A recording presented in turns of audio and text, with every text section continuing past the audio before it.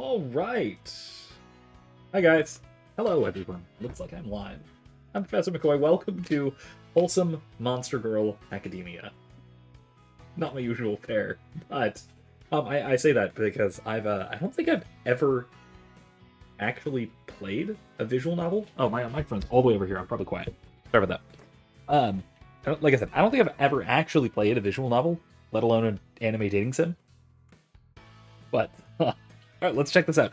So, backstory for anyone who hasn't been following on the Discord, which you guys have, but whatever. This is apparently, according to the creators, this is a wholesome. This is wholesome in the sense of it being very genuine, very heartfelt, but then also wholesome in the sense of it being doctrinally Catholic and spiritually edifying, or it's supposed to be. So let's check this out and let's see, because I have some measure of expertise in Catholic philosophy and stuff. So let's have a look, shall we? All right, let's there we go. Welcome to the demo of Wholesome Monster Girl Academia. All of the written content for the demo is finished, but there's always room for more scenes in the future and any missed grammar corrections. So we're helping. We're doing a beta test, basically. Please enjoy reading. Let me know of any bugs, inconsistencies, or any constructive criticism you have. I'll be sure to actually leave a review of this after the fact, because I'm genuinely curious to see how this turns out. Like, really genuinely curious. Hey, Henry. How you doing? Okay. All right. Okay, well, Henry has called dibs on the brown demon tomboy, about which I've already been seeing plenty of memes floating around. So, okay, fair enough. Fair enough. We'll just see how this goes. We'll see where it goes, okay? I'm not committing to anything. I am drinking, of course, by the way, because how could I not on a time like this? And also, something bright pink, appropriately, I think. It's a Hemingway daiquiri, by the way, if anyone's curious. I also have coffee. I always have coffee. Oh, the developer. Yeah, so check out their socials. I've checked out the actual, the Twitter for the game. I have not checked out the dev, so check them out. We also have a Discord channel. Hey, look at that. So do I. Oh, shoot, I forgot to link it. If you're not in Discord with me already, you should be, but find it. It's all over the place. I'll put it in the description later, don't worry. And wishlist this game on Steam. I actually have. So, if it seems like your kind of game, I don't know. We'll see. We'll close the game now. Not yet. So let's begin. August 1st, Friday. Final bell of my first week as a high school junior blares through the hallways. My ears are soon filled with hundreds of simultaneous conversations from students all over the school. I shove my books into my backpack and rush out of the classroom, relieved to be free for the weekend. Michael says we do a bit of trolling on that. Yes, we do. The Discord channel is mostly for trolling, and then also there's a section for serious intellectual discussion, which gets used for mostly serious intellectual discussion and some trolling.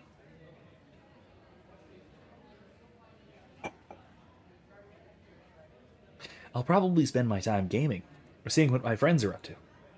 Not that we're super close or anything meaningful, but it's still nice to hang around others with similar interests. See? Join our Discord.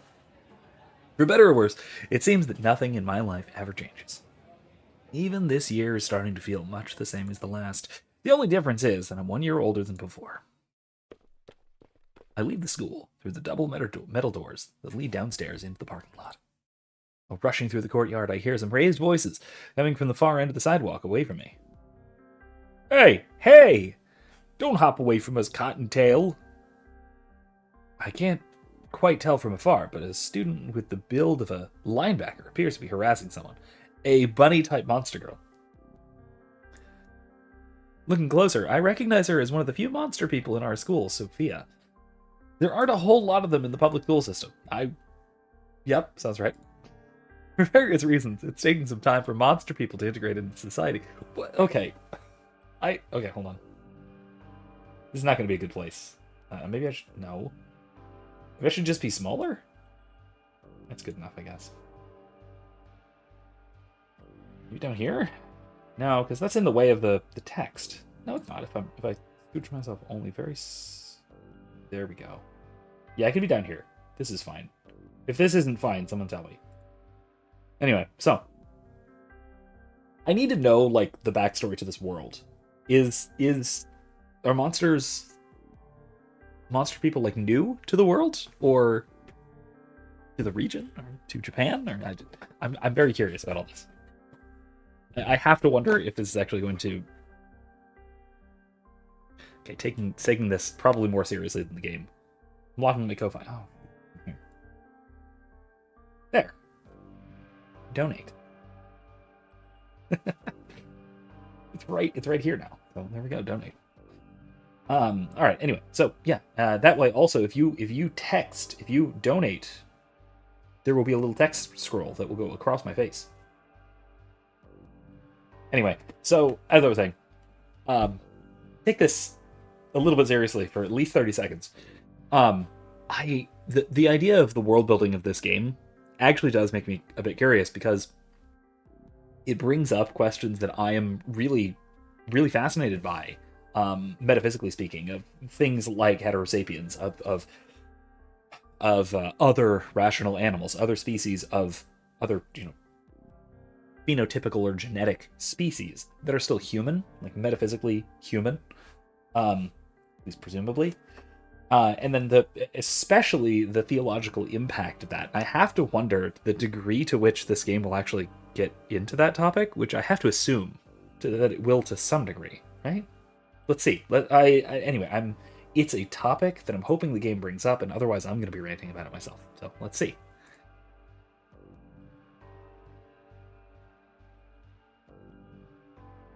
A second, shorter but slimmer student smoothly slides his arm around Sophia's shoulder. Luke says Solzhenitsyn 2,000 years together. A history of monster girls in Russia. Oh no. Oh no. I instantly recognize him as Dave, the shadiest guy in school. Uh-oh, not Dave. He's well known for the not-so-savory parties he throws at his rich parents' house. It's no surprise to me that one of the football players has fallen into one of his schemes. You got any plans this weekend? Bill here and me know a good place to hang out free from prying eyes. Sophia's eyes shift around uncomfortably. I hesitate for a moment, thinking that I should just let this pass, since there are plenty of other people around. Surely someone out of all these people will stick up for her. The bystander effect. Okay, so again, I'm going to have to start talking about fascinating, interesting things, because this is what this live stream is about. It's me talking philosophy.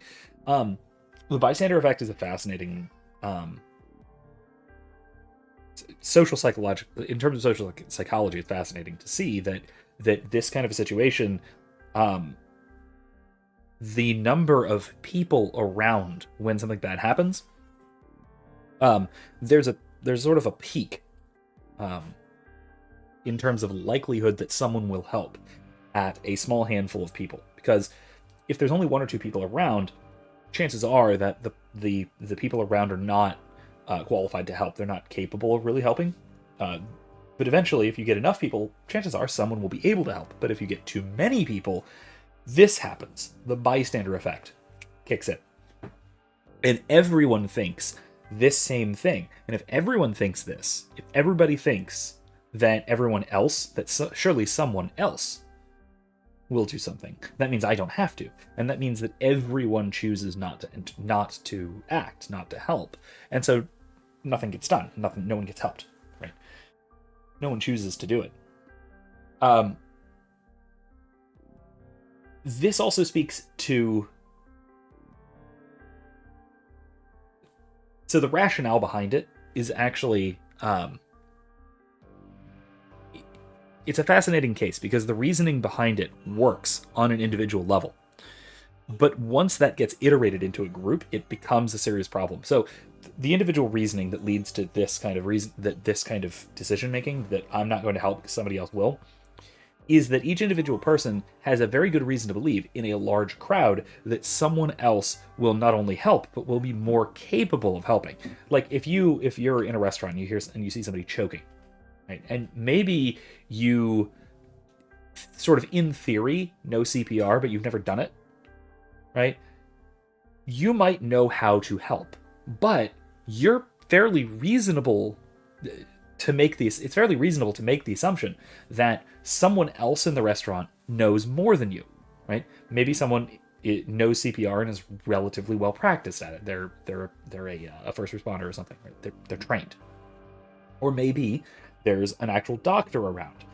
But the problem is that EMT or that first responder, they might think, well, maybe there's a doctor. Or the doctor might think, well, maybe there is someone closer to the victim. Or maybe there is a specialist, right? Everyone has a good reason to think that maybe someone else is more qualified. And if someone else is more qualified, I shouldn't get in the way. This is perfectly reasonable on an individual level when you have a large group. The problem is that this reasoning applies to everybody.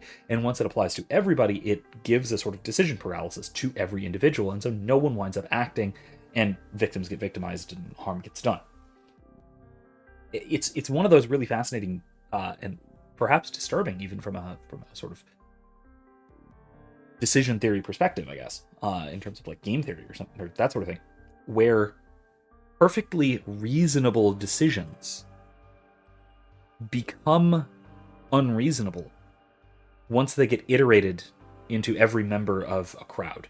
I would say group, but it's not a group. It's just a crowd. It's just a mass of people.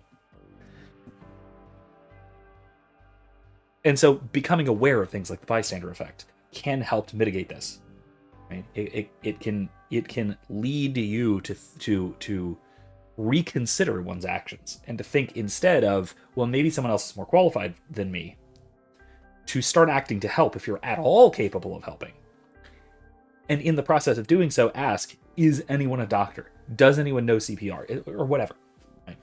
In which case, that will give the doctor, the EMT, whatever, the incentive or the opportunity to just go, oh, yes, I am, let me help. And then you, the person who acted on that snap decision, can back off. But that only really happens if you're aware of this kind of psychological effect. So anyway, sorry. This is going to happen a lot. This is how these games go. Despite her shifting hands, Sophia's legs are locked and her feet are frozen in place. She looks like a rabbit caught in a trap. Who would have thought? I survey the courtyard and notice that nobody else is even looking in their direction. See, yeah, there we go. Although that does give our protagonist here a good reason or an incentive to actually act. Like, seeing that no one else is paying attention. Not just that they're not acting, but they're not paying attention. Well, he is, and so he has a reason to act, etc. So there we go. The bunny pun, the rabbit caught in a trap pun, reminds me of. This is going to be funny to me, and I apologize if it's funny to no one else, like, in the world. But I've been rereading, as you may know, rereading, or I guess re-listening to the New Jedi Order series of Star Wars novels. I'm on the last one of the Unifying Force. It's the big finale, big culmination. And there is a Bothan character who are, they're basically horse-faced aliens. That's kind of the stereotype. And there's one little bit where a Bothan is described as laughing hoarsely. And I know it's spelled HOARSELY, but that's not what I hear. And that's not what I think. And I have to assume that James Luceno, the author, he had to have intended that.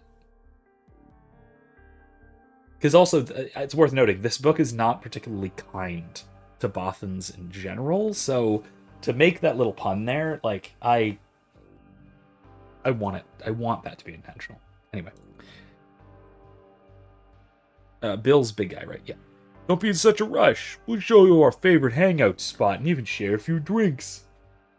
Yes, Erica. Yes, Erica. Nay. Please leave me alone. I have a boyfriend.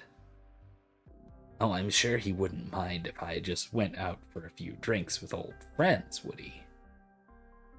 He's clearly lying anyways. Who would actually go out with a cursed freak like her? Quiet, moron. Hey, ignore him. Let's just go somewhere a little more quiet. I've been told that a man is defined by the actions he takes. And I don't think I can consider myself so much of a man if I don't take action now. That's good. Do we have a problem here? Gabriel, nice name. That's my almost born son's name.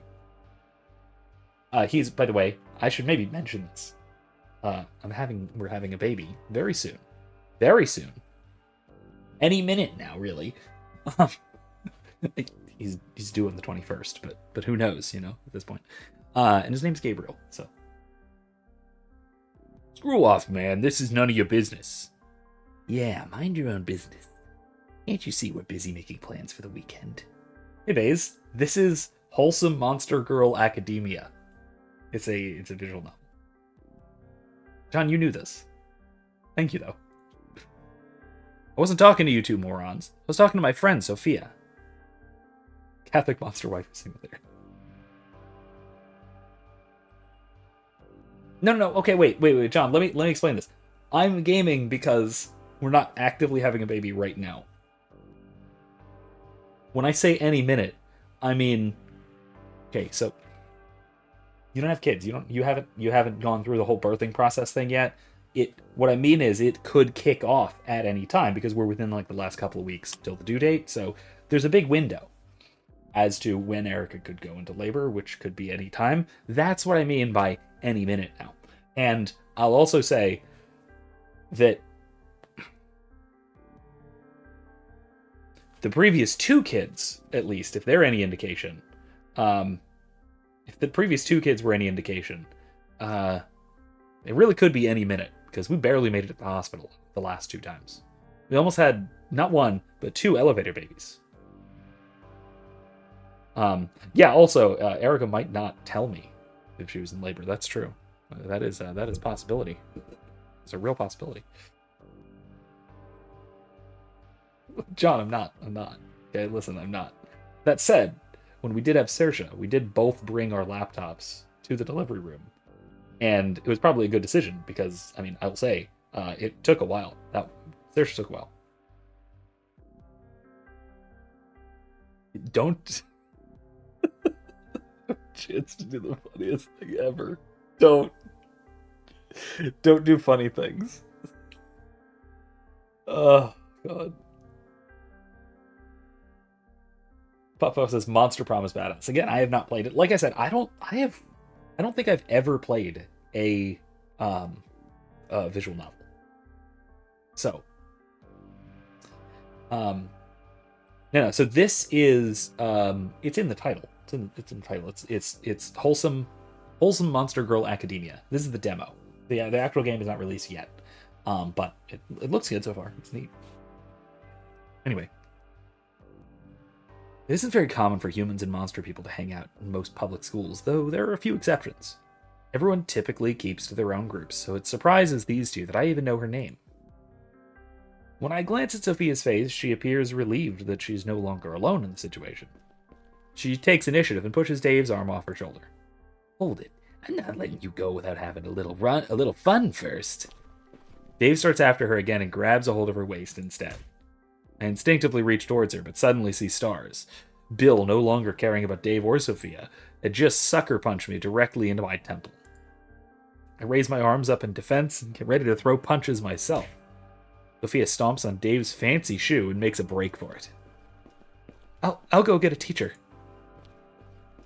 As she says this, I prepare to defend myself against the giant in front of me. Somehow, through my imperception, I've ended up with my back against the school building, leaving me no choice but to fight back.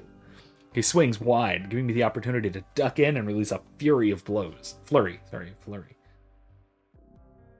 You would put Dan into a Monster Prom stream. I'm playing this one specifically. I mentioned this in the beginning, specifically because this is wholesome in the sense that this is the whole intention behind this. This is all from the devs and whatnot. this is doctrinally Catholic and is meant to be like spiritually edifying. So I wanted to check this out, like a genuine Catholic weavery kind of thing. I'm on board. I'm on board. They said, that said, I'm completely clueless about this, just along for the ride. Like I said, check out the stuff about it in the Discord. We were talking about it for a while there. Let's see. Let's jab, hook, swing. 2 hits to the gut, 1 to the jaw, all of which he brushes off like it's nothing. In return, he punches me right in the eye, causing me to wince back in pain. I mean, everyone should be into that. Buff. Okay? I would say if you're into that, but you should be. You should be into spiritual edification. Luke is feeling spiritually edified by getting punched right in the eye. Well, I mean, okay, let's take a step back and look at this. Our main character, Gabriel, is already showing a heroic level of virtue, is overcoming some serious impediments to acting well, is acting well in defense of someone who most people would not think that he would have any reason to even pay any attention to. So yeah, no, I'm on board. I'm on board with this so far. Thinking quickly, I rush at him despite his build and try to tackle him back. You're paying for my company. You're not paying me. You can right here, but it does me no good, however, since he's built like a truck and he pushes me backwards against the wall. He knees me in the gut and grabs my shirt with his hands, causing me to panic. I use the wall to leverage some extra force and kick him in the gut, causing him to bend forward in pain. However, right as I do this, we hear Sophia returning with a teacher in tow. Hey, here they are, right over here. And as quickly as it started, it's over. The teacher rushes over, having witnessed only my final kick. He makes an instantaneous judgment then and there as to who is at fault and has us march to the principal's office. Man, yeah, like... This is bringing back high school thoughts and memories. Because yeah, no, this is if Fred from Scooby-Doo was Catholic. Yeah, all right, yeah, I'm all right. I like Fred. Fred was honestly always my favorite anyway of the gang.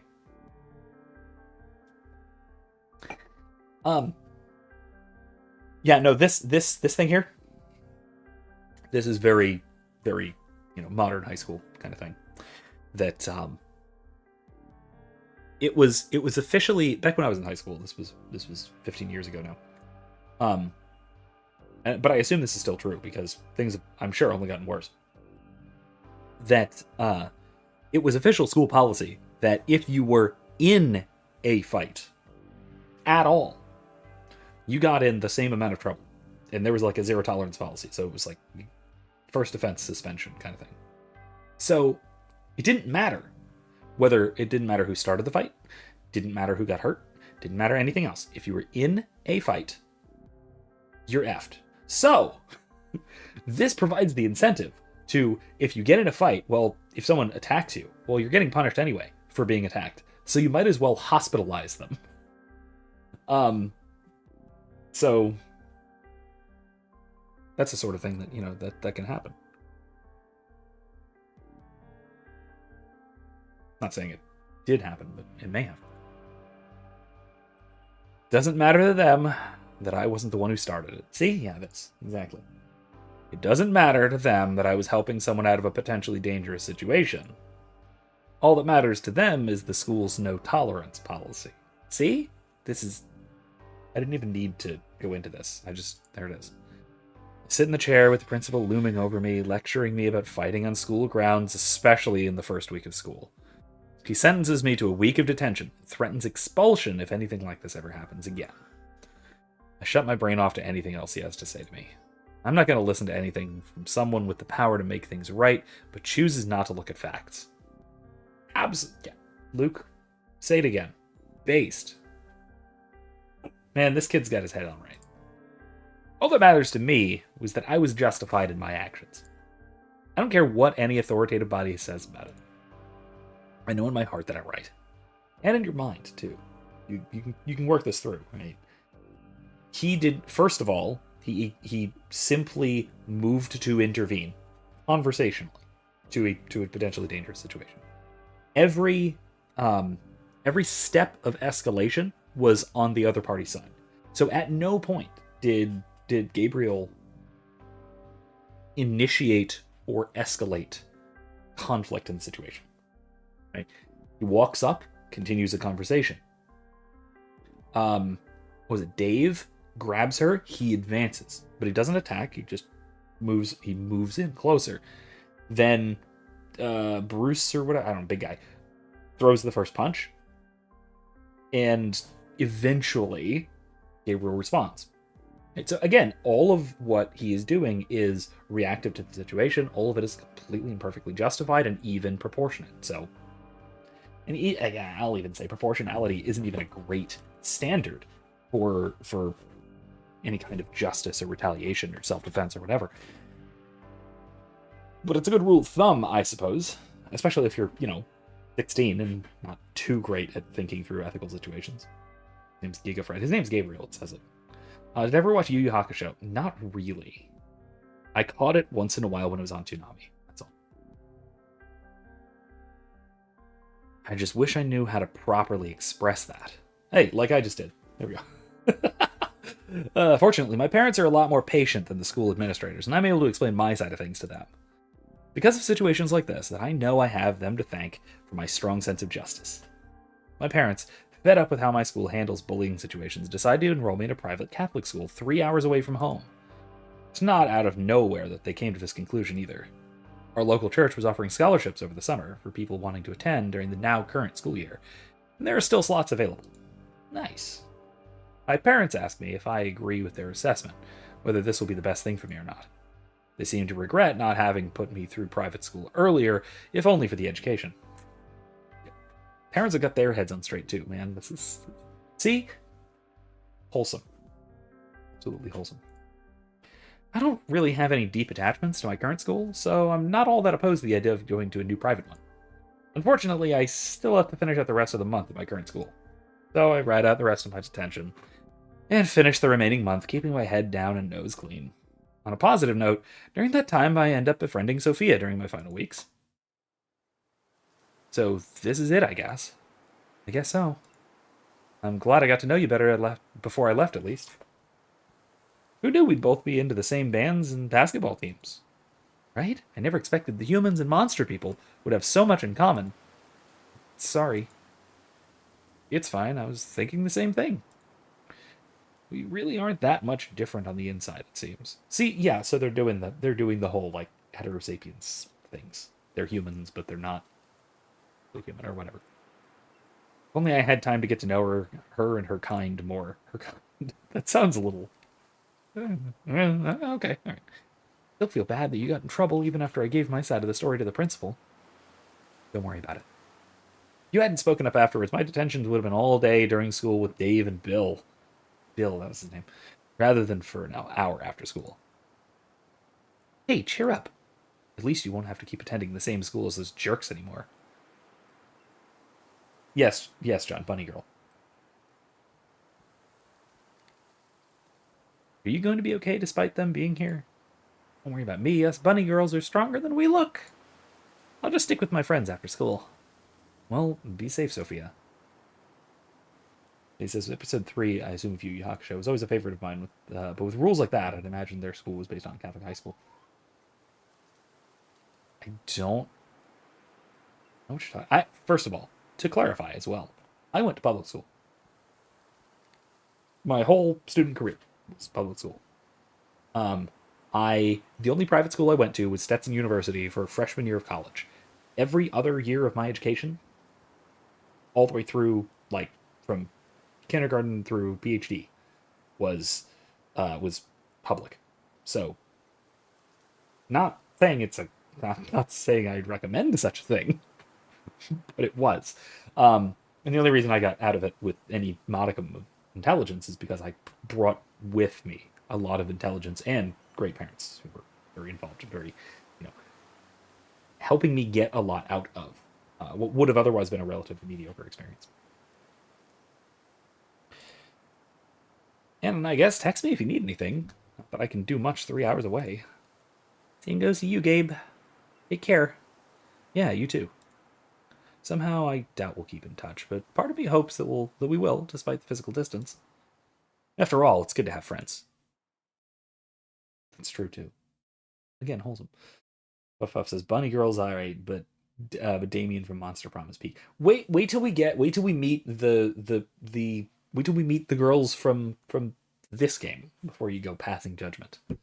Bunny Girl Sophia is only the like prologue, like the prologue girl. So just hold your horses. I assume there's not a horse girl. I wonder if there's a boffin. Anyway, by the end of that day, the new school's paperwork is taken care of, and all my necessary things were packed up. I think I'm ready to leave this school behind. Still, this will be a massive change for me. I've never been away from home for more than a week, so it'll take some getting used to.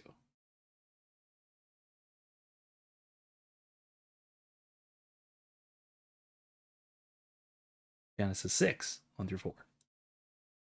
And after that, men began to be multiplied upon the earth, and daughters were born to them. Sons of God, seeing the daughters of men, that they were fair, took to themselves wives of all which they chose. And God said, My spirit shall not remain in man forever, because he is flesh, and his days shall be 120 years. Now the Nephilim. Oh, that's how they're doing it. That's where they're. Oh, okay. The Nephilim were upon the earth in those days. For after the sons of God went into the daughters of men, and they brought forth children, these are the mighty men of old, men of renown. Okay, they're doing Nephilim. Oh, that's cool. Okay. Oh, that's excellent. All right, cool. They are explaining the monster people by Nephilim. I dig it. Oh, that's cool. That's fantastic. Luke says chimerical at best. Okay, fine, but Nephilim, man. These few lines of early scripture have been the cause of much controversy for the last century or so. Just the last century. Oh, I assume. Oh, we're getting the backstory of the world. Okay, here we go. In the late 50s and early 60s, mankind shot the first satellites into space. It didn't take very long for those satellites to be used for practical purposes, such as weather tracking and observation. During one particular observation effort, scientists discovered some small towns and cities hidden in areas previously unexplored in regions of the 6 major continents. Various world government powers took it upon themselves to send people out to chart these unknown peoples and find out how they had hidden themselves from the world up until the modern era. Up and into the modern era. That was not a typo, that was me. What they discovered baffled and scared most of humanity. Monster people, whose descriptions were always thought to be mere fantasy. Harpies, dragonkin, slimes, succubi, even vampires were found among various other monster races, each reflecting stories from various myths from the surrounding ancient cultures. Average citizens were terrified. The governments called for a quarantine of these newly discovered races. Many religions called them cursed and demon spawn. Some countries called for their extermination. Many monster people tried to fight back, but ultimately they were overwhelmed by the sheer number of regular humans. In an exception that surprised many, the Vatican made a call to action for Catholics and the whole world to treat these newly discovered humanoids with the dignity and respect that any other human should be given. Absolutely unfathomably based. See, here we go again with the whole it's the whole racism against aliens question all over again. Yes, Luke, I'm looking at you. It's the whole racism against aliens question all over again. It's the question of are non-human, like biologically human, rational animals made in the image and likeness of God? And presumably the answer would have to be yes. If they have what is functionally in form and in function and in end a human soul, yeah, absolutely. It goes back to one of the earliest series I did on this channel in terms of live streams, that being my Mass Effect series, where I got into a lot into the nature of alien life and the term that I like, which I heard somewhere. I have no idea where I heard it, and I can't find it referenced in most places, but heterosapiens, other rational animals. Yeah, I do absolutely think that that is the very straightforward doctrinaire Catholic perspective is if we were to find other rational animals, whether on our planet or elsewhere in the cosmos, the assumption should be that they're also made in the image and likeness of God. A reason that Christ's church is called to bring the message of salvation to all mankind. And if these monster people are sapient, they're still to be considered persons first and foremost. Absolutely. To quote Pope Francis, I would baptize an alien. Still, people being who they are, most rejected this message, and monster people were subjected to oppression by many of the societies who had discovered them. Inspired by the civil rights movement also happening at that time in America, many ordinary people joined the efforts of the Catholic and Christian churches in their efforts to humanize these extraordinary people. The Catholic Church was instrumental in spearheading this movement too, having continued against the grain of culture, even going so far as illegally marrying people of different races against the laws of the time. Which, again, all of this tracks with history, of course.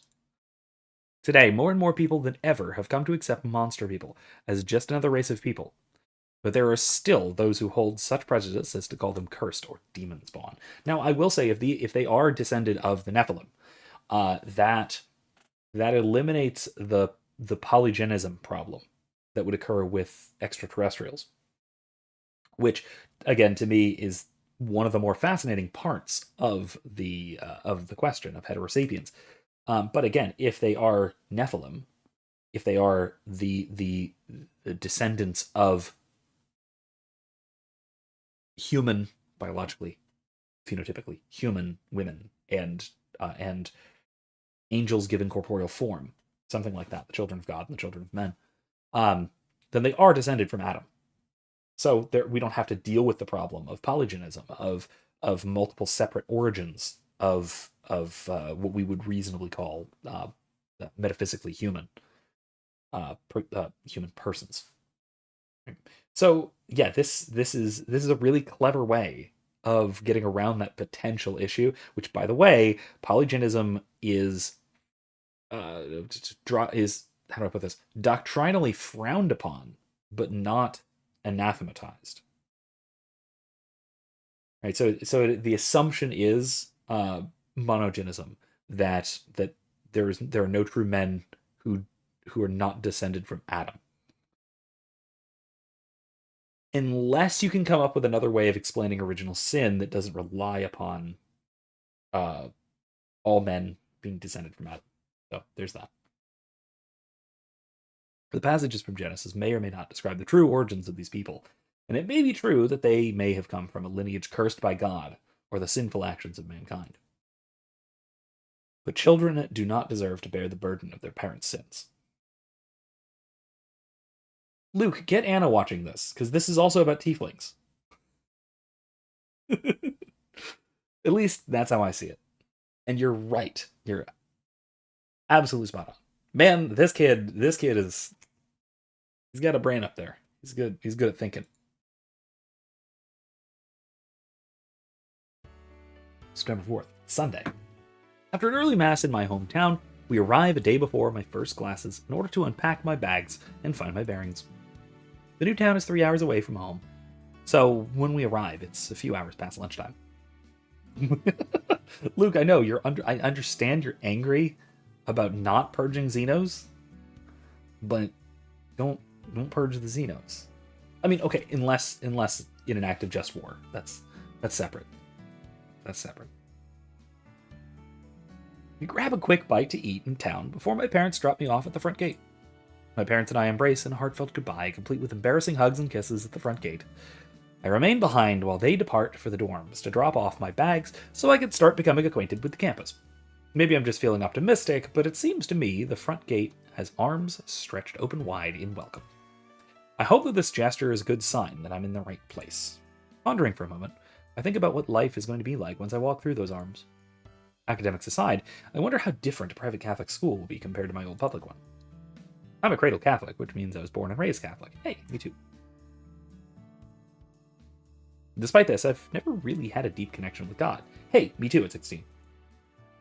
It's not that I don't believe or anything, it's just I've never really felt any closeness with my faith, despite going to church a bunch as a kid. This really is me in high school.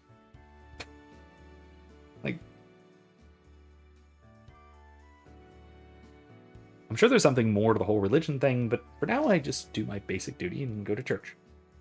I received all the sacraments thus far as well, most recent having been confirmation.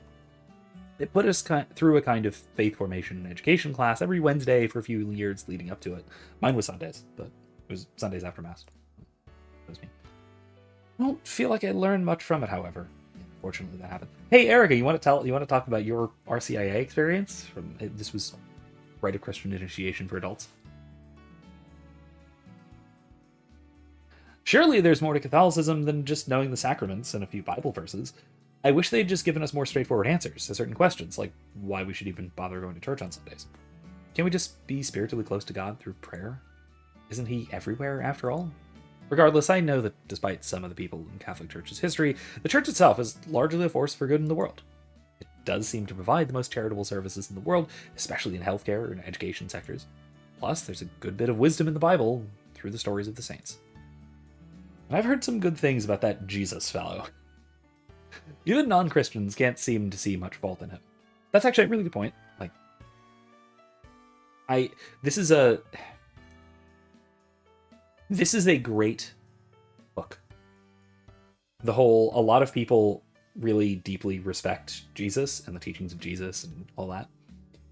And I say it's a good hook, or it's good bait for a hook, let's say, because that leads you straight into the Lewis trilemma. Right? That if you think that, well, okay, Jesus was great, he was a great guy, great moral teacher, etc. Lewis pointed out in Mere Christianity, C.S. Lewis, by the way, pointed out in Mere Christianity this idea that Christ did not allow us, by his words and actions, to think that he was only a great moral teacher. Right? The likes of the Old Testament prophets, the likes of the pagan Greeks, etc. No. Based on what he said and did, there's only the three options that Lewis presents, which is he is either a lunatic, on the par of someone claiming to be a poached egg, a liar, so the devil from hell, claiming to be God but really being Satan, or the Lord, to whom we owe nothing but worship. And so if you are going to say, well, he is this great moral teacher, he is a great wonderful person, then he must be the divine person. It's such a nice little apologetic line. Right. I wonder how the God of all creation would react to being referred to that way. Surely, at least he has a sense of humor. Yeah, we all know this. He nicknamed his best friend Peter. God made one of the best puns in history. You are Rock. God renames people all the time, but he renamed his best buddy Peter Rock, because on this rock he will build this church. And he nicknamed this before he actually did the thing. Did the on this rock I'll build your church thing. It's fantastic. What sounds like evangelical nonsense? Oh yeah, well, I mean, look, this is what I kind of thought too when I was like in high school age. Because I was Catholic, I was a great Catholic, but I didn't really start taking my faith seriously until college. So, yeah, I was just kind of one of those, like, yeah, I guess I mean I go to church on Sundays, and yeah, God's real, right? I pray sometimes, yeah. But I didn't really think about it too much. I didn't take it all that seriously. Not nearly as seriously as I should have or have come to since. So, anyway. Eric says, I never want to hear the phrase, how did the readings today make you feel ever again? Oh, you're replying to that. That too. Yeah, no, man, it was...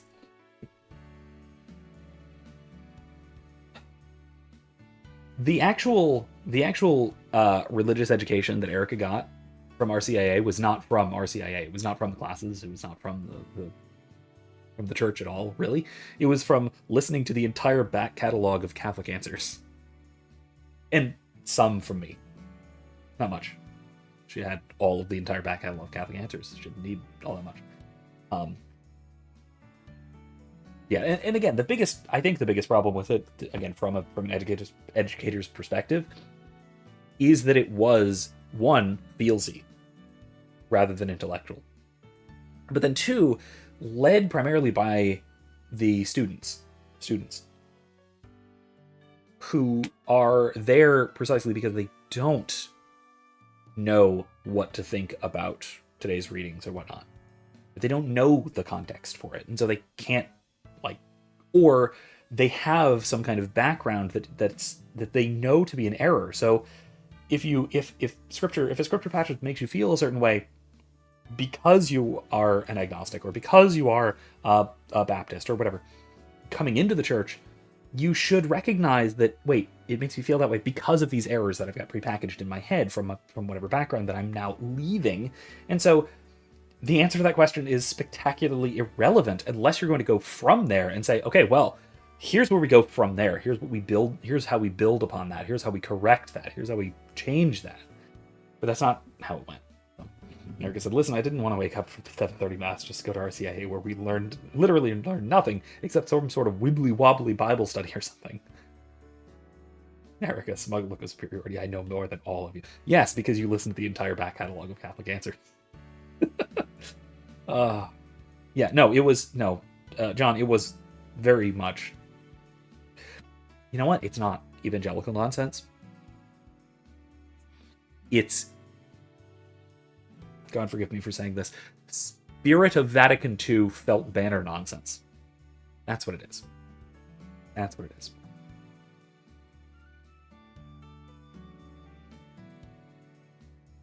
And of course I say Spirit of Vatican II in a very tongue-in-cheek way, and not in the sense that that this is actually what Vatican II intended or anything, but...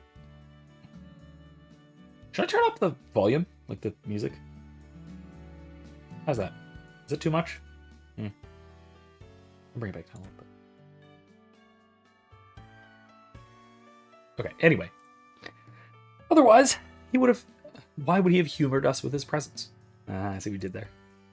Anyways, whether or not I'm as close to him in the present moment, all I can do is move forward and do good for myself and others. As I step through the school gate, I resolve to do just that, for my own life and those whose paths intersect with my own. And I like this kid. I'll go forth, become a better person so I can affect positive change in the world. And who knows, maybe while I'm here, I'll find the path that God wants me to take. I step forward and begin my trek through campus to familiarize myself with the school grounds. A few dozen students are roaming from one place to another, enjoying their last day off before the weekend finishes. I start to feel a bit isolated since I'm coming from a different school halfway through my high school career, a month into my junior year at that. Erica says they couldn't even answer how to defend Halloween, Easter, Christmas from people calling it pagan. Oh my gosh. How did they respond to that? Do you remember particularly? Was it just like, oh, well, it's not, but I don't know, I don't know. Or did they just kind of give in and accept that it had, well, like, give in and agree that it had pagan roots, even though it didn't. They didn't. Interesting. I hope I don't have any trouble making new connections. Still, this place doesn't look half bad. Comfy, even. I think I could get used to it. I wander aimlessly for a few minutes, clueless as to where I'm headed, when I notice a large beast-looking man walking in my direction. 2 giant ox horns adorn his head. I don't mean to stare, but it really is imposing at first glance. Besides this, I notice he is dressed in priestly garb. Oh, okay. He must be the chaplain, Father John. While he approaches me, I wonder to myself if I should ask him for directions. Surely he'd be the one to ask for guidance around here. And almost as if he can read my mind, he asks me before I even have a chance.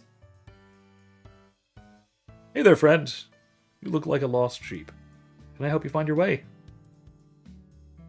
Yes, Father. I'm transferring here as a junior. I just arrived today, and I was looking to find my bearings. Well, fortunately for you, it's my job to help the lost find their way. By the way, I'm Father John. I'm the chaplain here at St. Thomas Aquinas High School. Right. Good sign that a school is named for a good saint. St. Leo the Great, for example, the one I teach at. Fantastic example.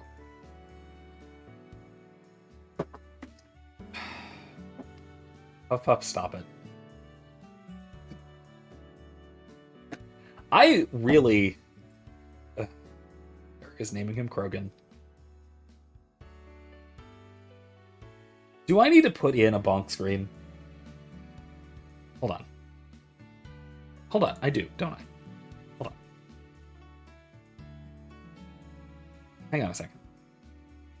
This is crucial. Here we go.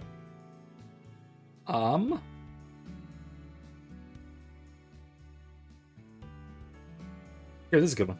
Let's do this.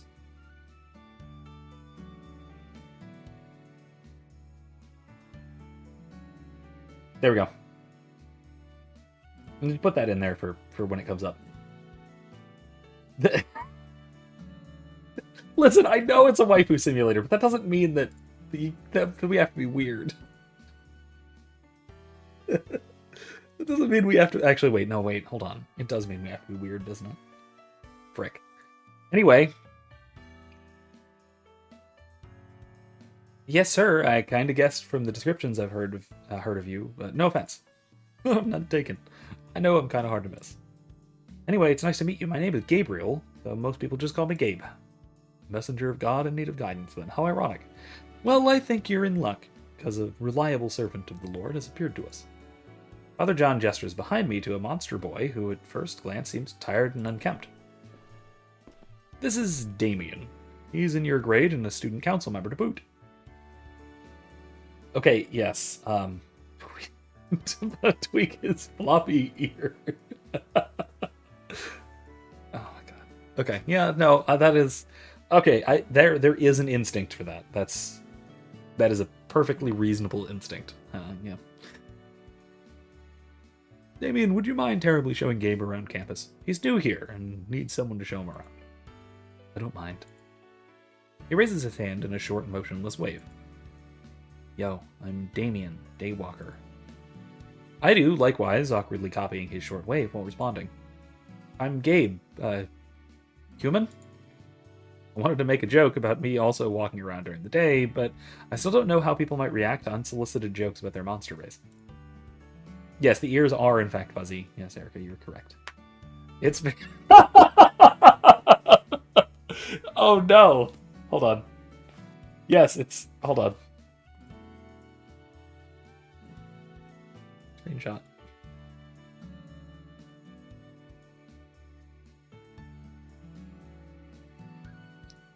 Just gotta keep that.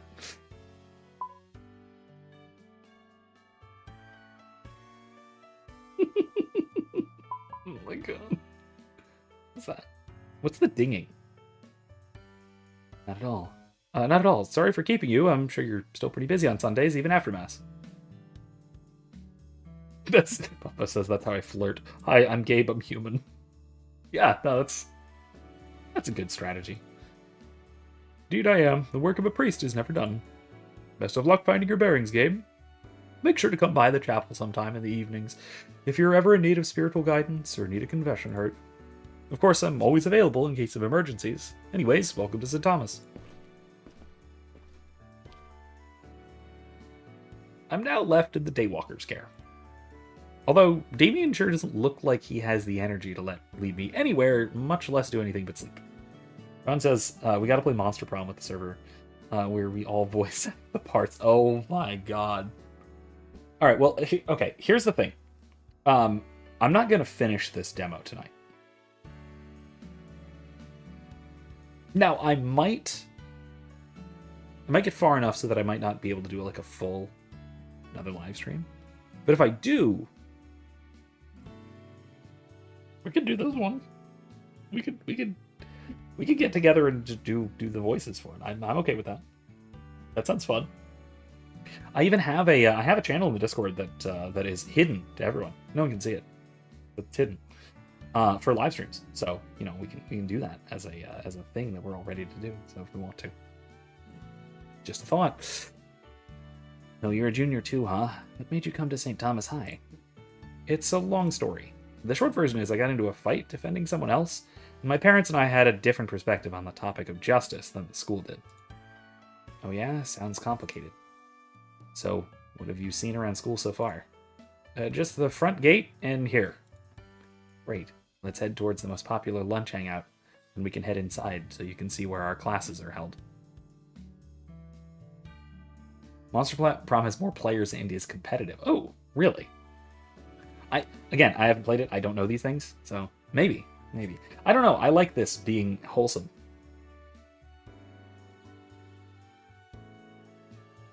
I have some business around there and elsewhere, so I'll get it done while showing you around. It wouldn't have to be a stream, just fun bands, boys and girls. That's true. That is true. It could be fun. It could be fun. Thanks, and sorry for the inconvenience. Don't sweat it. It's my job to make sure all students are taken care of as a school council member. Looks like I ran into a bigwig around here, though he doesn't look the type. He must do a lot for the school to have the chaplain rely on him like this. With Damien at the helm, I follow him to our next destination. We arrive at an open field with oak trees and picnic tables arranged near one another. The area is filled with students, the most prominent of which are a group of cheerleaders chanting synchronized cheers.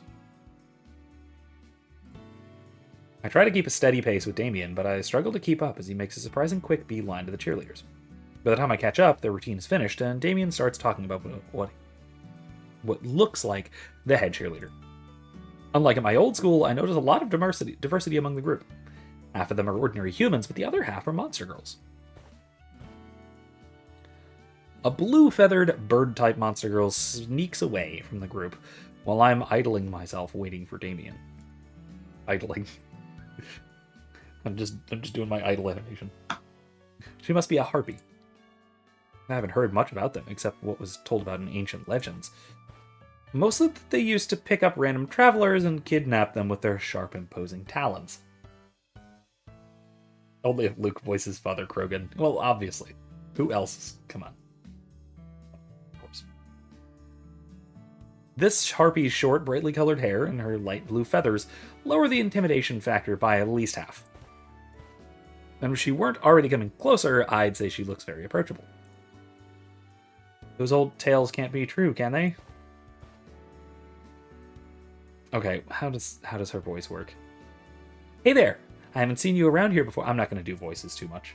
I can't do high school girl voices well enough to distinguish them well from each other. You'll have to forgive me for that.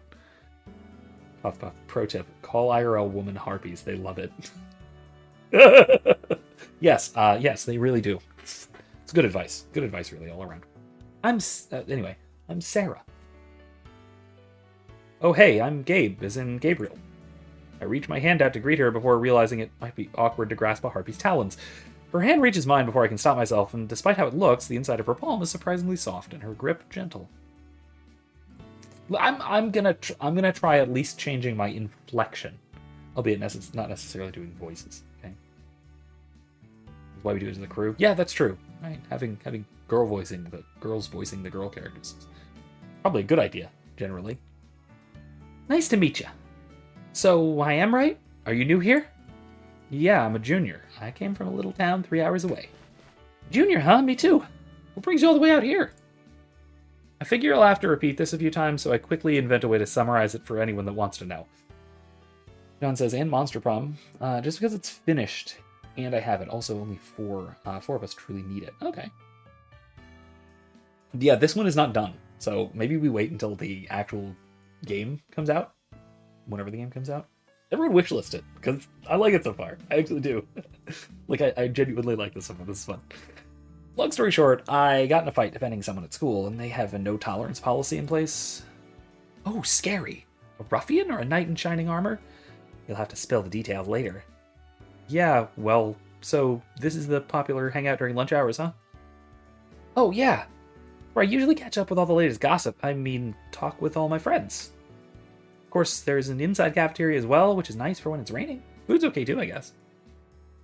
If you want to find someone during lunch or after school, this is the most likely place that you'll find them. Just then, Damien cuts in. Hey Gabe, I'm done with this area. Let's go to the next place. Alright, nice to meet you, Sarah. Guess I'll see you tomorrow? Yep, nice to meet you too. Sarah skips back to her squad members, bouncing on her feet with every step. John says, if you stream, I recommend this. If we do it as a crew in the server, Monster Prom isn't all that degenerate.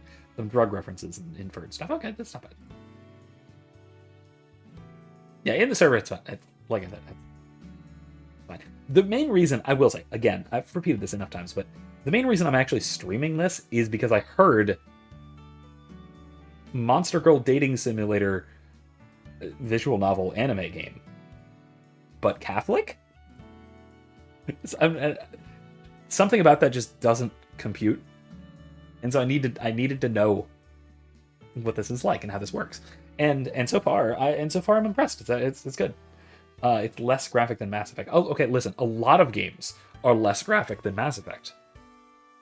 Between the explicit sex scenes from 2011 or whenever, no, 2008, and then also the literal heads exploding by the second and third game. Yeah, no, there's a lot of games that are less graphic than Mass Effect. So that's not saying much. I mean, I have bonk screens on most of my streams for a reason. Just saying.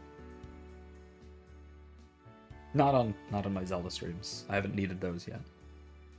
What am I talking about yet? I haven't needed those, and I hope I won't. Anyway.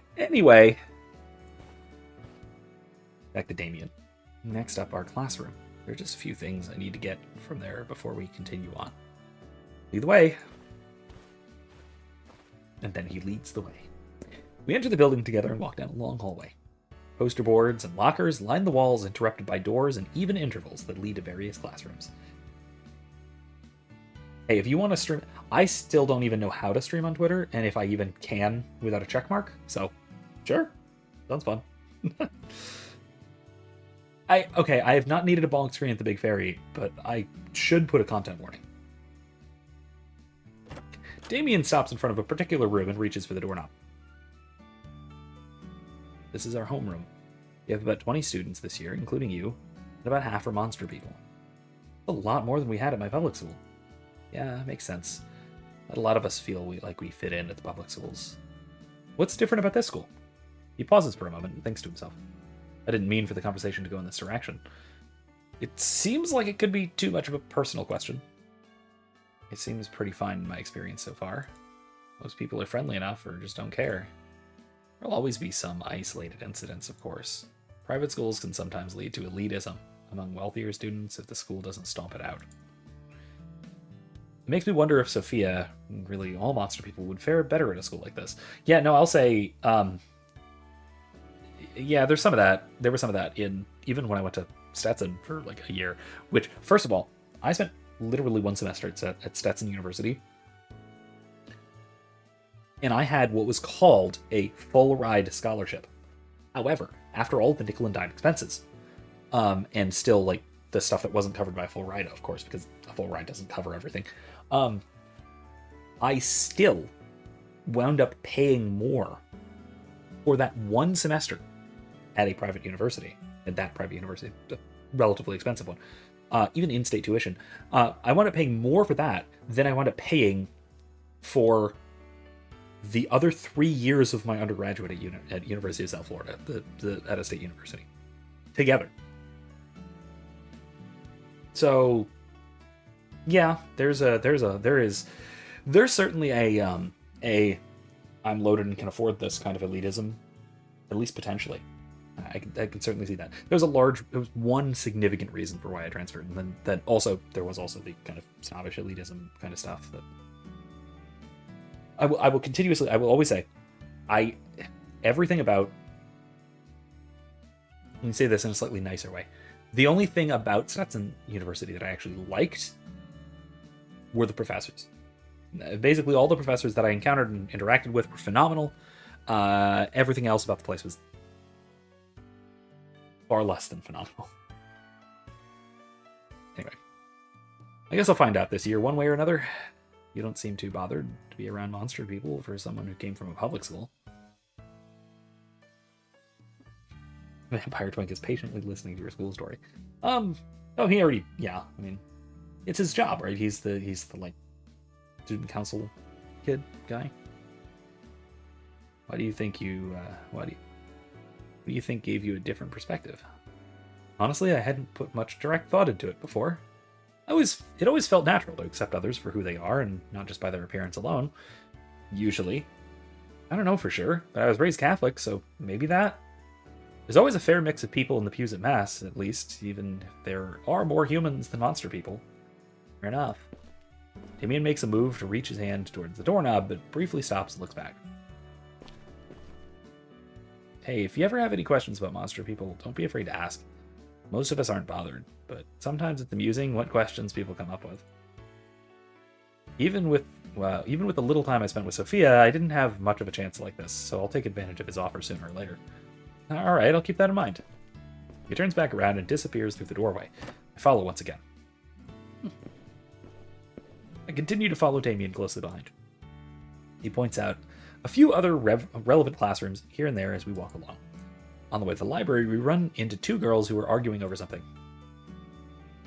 Come on, Eva. Let's see what book you checked out. I'll bet it's another steamy romance novel. A relatively short slime girl is teasing a blushing succubus who appears flustered. I can tell at first glance by the smug grin of the slime girl that she's a troublemaker. Looking more closely, I notice her extremely sleep-deprived eyes and two cute little antennae poking out the front of her hair? Most of her body seems to be composed of a semi-translucent slimy material, all of which seems to hold up surprisingly well. To her side, the succubus, who, despite her already bright red skin, appears to be blushing heavily at the slime girl's teasing. I'm gonna say stop being weird, despite this being what we're doing right now. She has two little horns protruding from her dark black hair, and a slender tail coming out from behind her that ends in a pointed spade. Her solid black eyes are illuminated by her bright yellow pupils. And while she is also shorter than me, she still has a few inches on the slime girl. Slime girl is the short queen. I see. Cut it out, Clover. It's none of your business what I got, okay? Promise I won't tell anyone, except maybe Damien over there. Hey, Clover. Looking on Eva again. Don't be too hard on her. You know she's sensitive. I'm not. Clover snickers devilishly. I see. Anyways, this is Gabe. He'll be in our class starting tomorrow.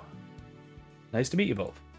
Clover eyes me up and down with a smug grin on her face. Oh my god. Ava looks up at me with some hesitation, but quickly looks away when she notices my eyes looking back. Likewise. Ava looks back at me with slight suspicion and replies, Nice to meet you too. Anyways, we'd better go so Eva here can start on her new romance novel. Eva smacks Clover's head with her book, which gives a distinctive splat, then rushes off blushing. Hold on, Eva, wait up. Those two normally get along, but Clover likes getting reactions out of poor Ava. It's okay, I understand. As long as they're friends teasing in the spirit of good fun, yeah? If they weren't both different monster types, I'd assume they were sisters. Yeah, it does seem that way sometimes. Anyway, this is where the library is. When you have more time, you should go inside and check it out. There's a wide range of literature to choose from and a pretty decent computer lab. Let's check out the gym next. Hey, Henry, your waifu's coming up, I assume. Coming out the back end of the school, the doors open up to a large field next to what looks like a gymnasium. Outside, multiple students are hanging out, throwing balls, and performing various other physical activities. I guess Sundays are still pretty busy for some of the sports clubs. Not always, though some of us like to get ahead of the competition, especially her. As we weave our way through the various sports groups, my eyes focus on one almost entirely in sync. In the front of the group, a tall dragonkin leads their movements with impressive gusto. Ha! Yeah! Ha! It's quickly apparent why she's the leader. Besides her extremely tan and fit appearance... Oh, typo. Hey, devs, if you're watching. I did tag them on Twitter, so... And they liked and replied to my earlier tweet too, so maybe. If so, hi guys. Like it so far. She towers over most of the rest of the group. Two piercing horns protrude from the side of her head, giving her a rather imposing appearance. Despite this, her sharp gaze implies her sharp wits. Her hair is drenched in sweat, which pours over the shiny red scales on the sides of her face. Alright guys, let's take a break. Just as she calls for a break, Damien walks over to greet her. What's up, Ren? Working the team hard on a weekend, I see. You can't let a day off be an excuse to get lazy. Let no day go to waste. Ren glances over in my direction, aware of my approach. This is Gabe. He's new here. He transferred from a public school this year because he got in a fight at his old one. Ren turns to fully face me and looks me up and down as if to size me up before a brawl. Well then, Maybe you should join the martial arts club if you think you can handle yourself in a fight. I thought it was odd that Damien would bring up the fighting part of my intro, but it makes sense now. A not so subtle way to advertise the martial arts club, I guess. I'll have to think on it. The fight was a spur-of-the-moment thing. I don't really care for violence. No excuses. Martial arts aren't about starting fights, just finishing them when necessary. Ironically, right after saying this, she playfully punches me in the left shoulder, giving a distinct smack. She smirks at me as she does this. Just think about it. I'm usually practicing here or in the gym after school. If it'll help me dodge your punches, I might have to. I say this while massaging my likely bruised shoulder. You're funny. I'll see you in gym class then. She turns to face her fellow martial artist and starts rallying them back into training. She's one of the school's best athletes, not just in martial arts, but also basketball, volleyball, track, lifting. Actually, I don't think there's a sport she isn't good at. Speaking of, if you don't join the martial arts team, consider joining the basketball team. The season doesn't start until the beginning of November. Plus, there's the bonus that the harpy girl you were talking to earlier, Sarah, will be cheering you on during the matches. Imagining myself being cheered for by Sarah, I almost blush, but quickly compose myself. I'll have to think on that too. I've never formally joined any team sports before, but I can't say I'm bad at them casually either. Well, look out in gym class regardless. There's a good chance that Ren will challenge you and Sarah will be watching. I'll keep that in mind. With the prospect of being staked out during gym by two monster girls on my mind, we continue our journey. We arrive at the outside of a very tall and imposing church. It soars high above any other building around, and it doesn't seem to be afraid of letting its presence be known. Still, it's only the size and sharp spires that make it imposing. I love this because the layout of this is very traditional. It's also very similar in a lot of ways. It's got an extra layer of height, but it's very similar to the Abbey at St. Leo. It's missing. The Abbey at St. Leo doesn't have this row of windows, but it does have the big rose window above the door, and it has the bell tower just on the side. It's very cool. I like this. I like the again a very traditional, very high medieval type of at least layout, at least design. I think even with the rose window and everything, which again interesting that it is. I mean, the rose window would typically have more. I would expect more symbolism in there, but okay, nice. I still like it. Again, I love it. The House of God is meant to be a place of awe, worthy of representing its spiritual head. Almost no Catholic church building worth its merit can be mistaken for what it represents. And finally, we have the chapel. Mass is held every Wednesday before school, replacing first period, and every Sunday at 10:30 a.m. See, like I said, I the previous little bit there. Hold on. There we go. I feel like this is almost a little jab at, the like 1960s-ish clamshell architecture churches. If you know the kind of church that I'm talking about, there's this layout that's common in a lot of churches built in the latter half of the 20th century, which are shaped more or less like clamshells. Where the interior layout of this is basically a cross, right? You have the narthex at the typically the west end of it, if assuming it's facing east, and then the interior of the church is rows, and then you have the along the sides there's either shrines or the choir area, and then the sanctuary at the sort of top making a cross, and of course a bell tower off on one side, which I really like. I like the layout for it. It's very simple, very symbolic, and it winds up with beautiful architecture like this.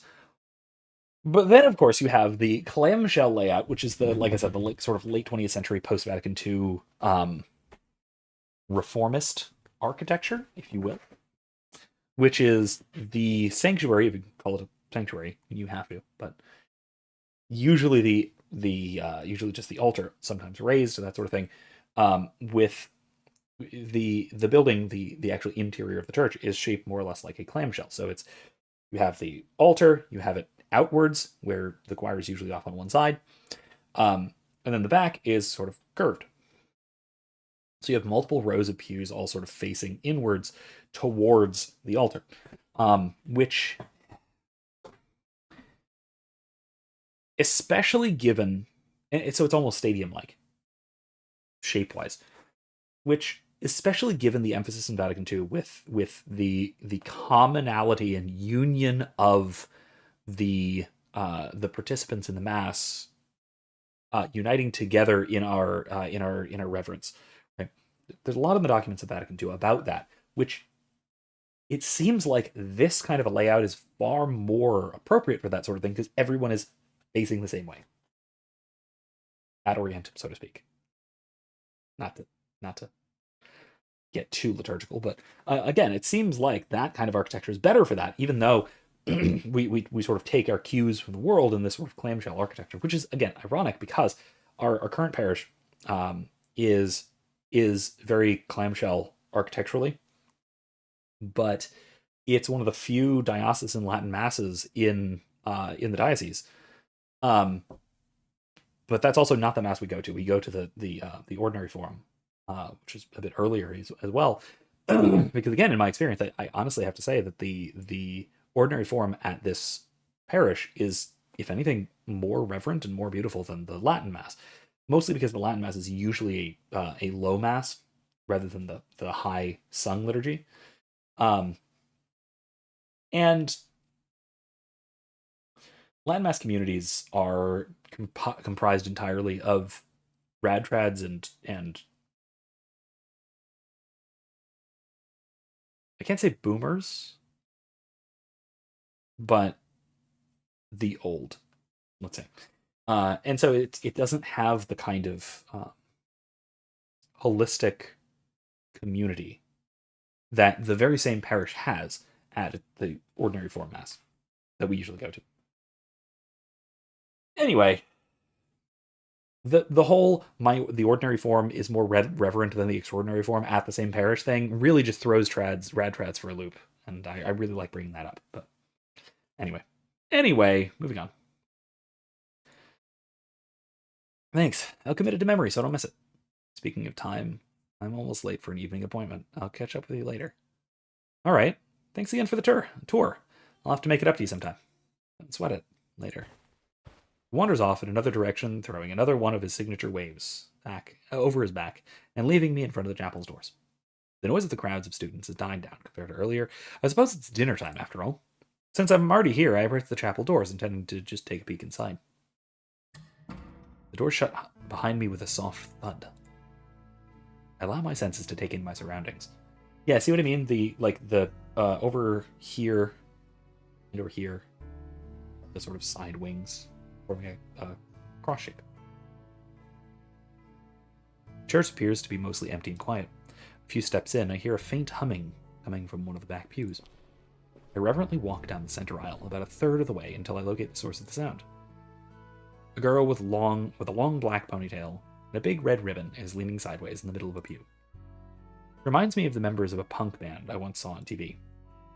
The red and black striped stockings and little skull on her chest really complete the look. She quickly types on her cell phone while gently humming an unfamiliar tune. She doesn't seem to notice me, so I sit down in the same pew on the far side, away from her, to take in the reverent atmosphere.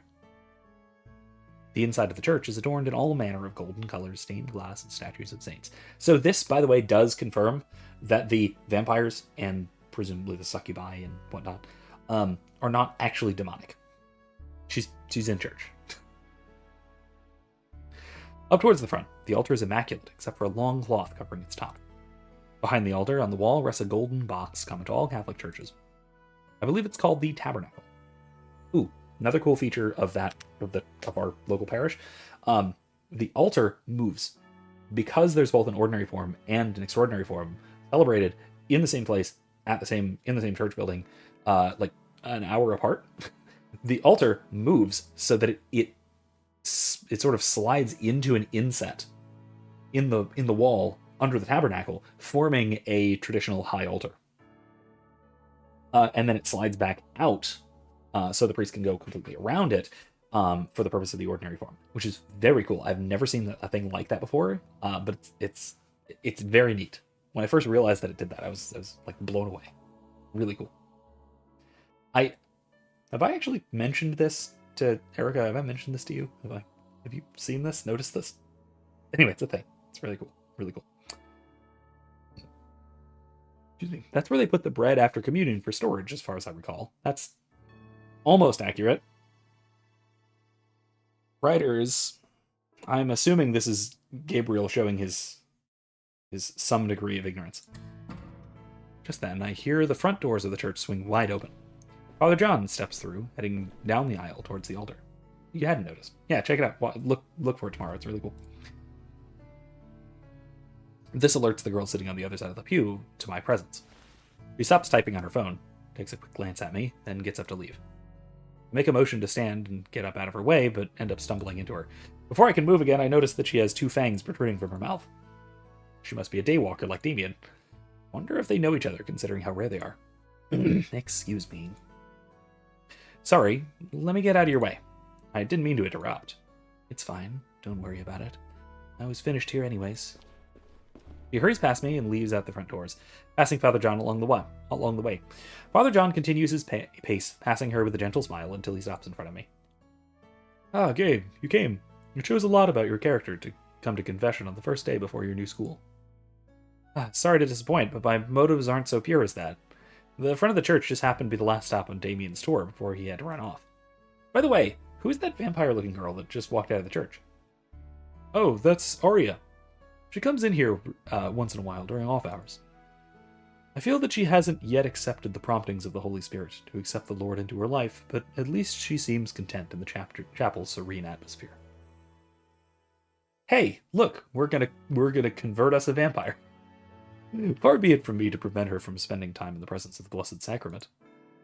What she does in here is of little concern to me, unless she wishes to make it known. A non-religious vampire in church, huh? Yeah, well, start chatting, John. It's up to you. Do your... What's the thing? What's the mute? Do your part. You're doing your part. Be doing your part, John. You cleaned dishes, cut potatoes, and tossed them in the fire! Don't toss them in they're not supposed to go in... They're supposed to go in oil, man. Not in the fire. Okay, yeah, oil. That's better. Good. Do it right, man. Don't screw up your fries.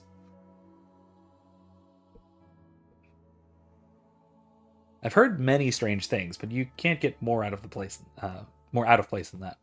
I wonder if she just has a complicated background. I bet we're going to learn about it. I won't judge her for it. Live and let live, I suppose. By the way, you may not know much about them, but daywalkers don't usually like being referred to as vampires. They're of different natures, after all. Sorry, I have a feeling I'm going to be learning a lot of new things about monster people. That's vampire dies. Again, no, if she's in the church, that presumably means that she's not actually either a demon or a corpse possessed by a demon. Buffy rules don't apply. Presumably she is just a person, Fortunately, Damien did extend an invitation for invitation to me for open questions, so I'll catch up with him on that kind of stuff later. It's good to know about the people you'll be around every day. Even more so for a Christian whose divine purpose is to witness to all peoples. Oh, you also cut your finger on the fry cutter. Oh, so you did screw up the fries. Try not to do that. I forget, was it fries that I was making when I cut off the tip of my finger? Just like, which finger was it? It was this one, I think. Just gone. It was like basically right at the edge of the nail, just gone. It was very very annoying because I wrapped it up in gauze. The gauze kind of healed into it, so it wound up being part of the scab. It was not fun. It was not fun at all. It was I will say less painful than some of the other times I've cut myself cooking and burned myself. Probably the worst cooking injury I've ever gotten was burning myself. Both hands grabbed a pot that I didn't realize was hot. That was very bad. That hurt a lot. Probably the worst cooking injury I've gotten. Okay, look. Erica says that I also nearly bisected my thumb trying to scrape off candied bacon from a tray. Okay, so Erica also says it was annoying. I was acting like I was about to pass out. Yes, I was, because I have issues with those with that sort of thing. I was about to pass out. Yes, that's correct. But it wasn't because of the pain, it was because of the heebie-jeebies, for lack of a better term. I mean, yes, it did hurt. Don't get me wrong, it did hurt, but it wasn't the pain that was really freaking me out. It was the fact that I was missing part of my finger that was freaking me out to an extreme extent. I have, like, I don't know if there's a term for it. The Latin is pudicitia, as a sort of innate concern of mine. Like, I have this thing about bodily integrity that if things interrupt my bodily integrity, it skeeves me out really bad. So, losing the tip of my finger freaked me out pretty substantially. Aside from the pain, well, yeah, yes, sure, it hurt, but also, like, ain't right. But yeah, the time she's talking about bisecting my thumb, I did not bisect my thumb. I was scraping the pan and holding the pan, and it slipped, and I went and hit with the edge of the knife right here, and it cut to and then slightly into the end of my fingernail. So I had a little notch in my fingernail, and I had a slice in the front of my thumb, and the front of my thumb. This was also, I think, before we were dating. This is right after Erica and I met, very shortly after we met. And she had said, "Hey, are you sure you should be doing that? You're going to cut your finger." I said, No, it's fine. I know what I'm doing. And then not 1 minute later, I cut my finger open. Anyways, if you have anything on your mind that's bothering you, I can offer you absolution or advice. Whatever you're comfortable with, though the former will be more spiritually effective. It's always good to start fresh in a new school, after all. I don't really have a reason to refuse. It would be nice to have a clean slate going into this new school, with a bit of God's grace, and a bit of God's grace never hurt either. It's been quite a while since I've been, after all. I've mostly just gone through the motions going to church. Maybe this could be the start of getting back on track to being more faithful. It might also be useful to clear my mind of any doubts surrounding the fight at my previous school. Yeah, I think I will take you up on that offer. But it's been a while, so forgive me if I'm a little rusty. In that case, I'll guide you along the way. But if you prefer to brush up and meditate in private, we have pamphlets on the side over there. He points to a shelf on the wall with many different informational pamphlets, ranging from confession to dealing with loss. Thanks, Father. I'll do just that. Splendid. I'll head back into the confessional booth then. You come in whenever you're ready. Father John smiles back warmly. Oh, this is cool. This is really cool. This is, like, religiously educational. Actually religiously educational. Very cool. I can feel he's a genuine person who really cares about his students. He turns on his heels and treads reverently towards the confession. Grabbing one of the pamphlets, I unfold the tract and skim through the beginning.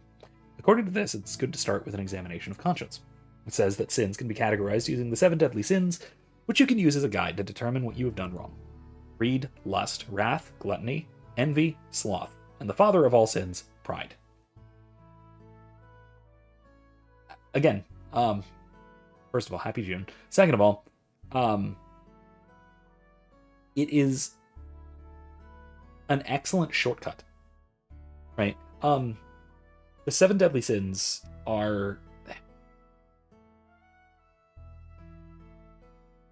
They are a great spiritual exercise. They're great for this sort of thing. The issue comes up, and this is going to be one of my little tangents, so buckle up. I think that moral theologians tend to get a little too obsessive trying to map the 7 deadly sins onto moral theory, onto complex ethics. Aquinas has a nightmarish time of, like, sorting through and categorizing the 7 deadly sins and their associated vices and their associated actions and all that stuff, because there are several things that just fall into multiple categories, because these are not these perfectly mutually exclusive, philosophically precise categories, because they're not meant to be. They're meant to be a spiritual exercise. They were originally meant to be a spiritual exercise by Gregory the Great, I think. Right? Maybe. I could be way off on that. But But I always find this a little bit funny and a little bit frustrating, looking at philosophical writings about the seven deadly sins, and looking at how a lot of moral theologians will just try so very hard to make this into a conceptual scheme when because everyone's familiar with it basically, and because it has this really significant spiritual religious pedigree. But that isn't that isn't really how it's supposed to work, right? And so if you look at Aquinas's whole big section on sin and vice, he does divide it into the seven deadly sins, but a lot of it winds up being redundant. He talks about the same things in several different sections because the same thing can be considered as both, an act which is both greedy and gluttonous is a really common one. Or something can be both envious and wrathful is another common one. Right? And pride just basically encompasses everything. Almost everything winds up coming down to pride, hence being the father of all sins, right? So yeah, trying to sort of strictly categorize things in a precise philosophical manner using the seven deadly sins is something that every moral theologian, especially throughout the Middle Ages, tries to do, but it's kind of missing the point of the seven deadly sins as a spiritual exercise, which is what we're doing here. Anyway, greed doesn't seem to be a sin that I struggle with. Granted, I've been blessed with a life where I haven't wanted for much. Gluttony, envy, and pride haven't reared their ugly heads in my life much either. Okay, that's good. Though it could be pride to think like that in the first place. The what is it called? The paradox of pride, or the paradox of humility? Being proud of your humility, kind of thing. I'll have to meditate on that further another time. I can't say I've never dealt with lust before, but I usually keep myself too busy to fall into that temptation very often. This is a dating sim. Excuse me. What do you mean you don't fall into lust very often? I mean, so far, presumably, and hopefully not going forward, because this is a wholesome dating sim. Anyway, sorry. Plus, we keep our computers in a common family area, so I usually try and steer clear of any sites that might provoke unwanted parental attention. As far as sloth goes, I can definitely afford to be more diligent in my prayer life and increase my active service to others. That's great. That is a great distinction. Okay, so sloth, the sin of sloth, is not laziness per se. It's not sadness per se, although Acadia or Acedia or whatever, however you want to pronounce it, is sort of one of the concomitants of sloth, traditionally speaking. Sloth is despair at spiritual goods, specifically. Right? It is the neglect of it's the not wanting to do things that you ought to want to do in relation to the spiritual. Right? And so diligence in prayer life, lack of service to others, these sorts of things. Those are the primary aspects of sloth, not just like procrastination, which is the kind of thing that we ordinarily think of. That's related, but it's to a much lesser degree. Now, it's far more common, and so if you fall into a habit of it, then first of all, habitual sins can compound in their intensity and their significance. And then also, maybe more importantly, habitual venial sins can lead to tendencies towards more grave matter. Right? So there's that. That's another separate concern too. But I like that this is the approach, and presumably, I mean, he's reading an examination of conscience, so it's probably guiding him through those sorts of thinking, those sorts of thoughts, those sorts of frames of mind. And if I'm wrong about my idea of justice concerning the fight, then wrath could be a concern as well. I mean, I don't think I was wrong to do what I did. I was helping someone else get out of a bad situation, after all. It can't hurt to get some clarification on things, so I'll ask anyways. I'm definitely still holding some resentment for the unjust punishments that my previous school doled out on me, however. I take all of these thoughts and meditate over them in the pews for a few minutes, trying to think of anything else I may have forgotten. Finishing my meditations, I decide that I'm prepared for my first confession in quite a while. Alright, I think I'm ready to go. I stand up out of my seat and head towards the confessional booth. With my offhand holding onto the pamphlet, I take hold of the door and go inside where Father John is waiting. I close the door behind me. The door makes an audible click. I wonder if I should sit in front of Father John or not, since that appears to be optional, according to what I just read. By the way, this is interesting. The narrative approach to this is very interesting because it's very first person, which is I think good narratively because it avoids the difficulty of what would otherwise feel like intrusion into intimate matters, right? Intimate spiritual matters, like confession. Confession is in every way meant to be the most private of sacraments, if nothing else, but certainly the seal of the confessional, as well as the sort of nature of exposing one's soul to God through the person of the priest. It's a very intimate experience. Now, that is... It's easy to, or it's hard to write something about something like confession, or really any other very intimate spiritual practice like this. It's very hard to do something like that without it feeling weird or intrusive or inappropriate.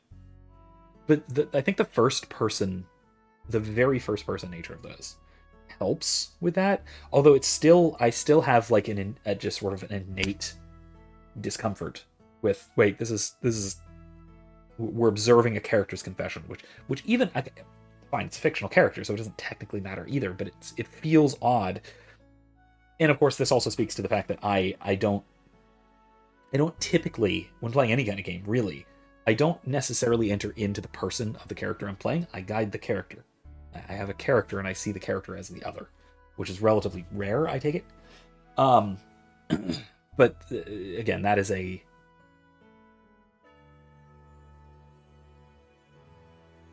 it's a layer of weirdness that shouldn't necessarily be there. Right? Anyway, it's a good way of handling something that naturally will be delicate. So I think good so far. So far, so good. Ooh! I actually get to make choices.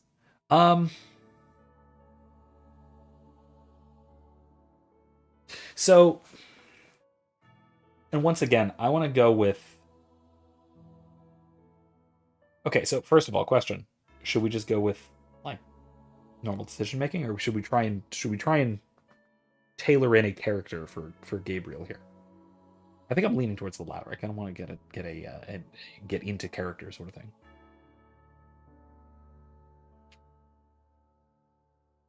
And I feel like from what we've the interactions we've gotten so far is personable enough that a face-to-face thing would be more instinctual for him, I think.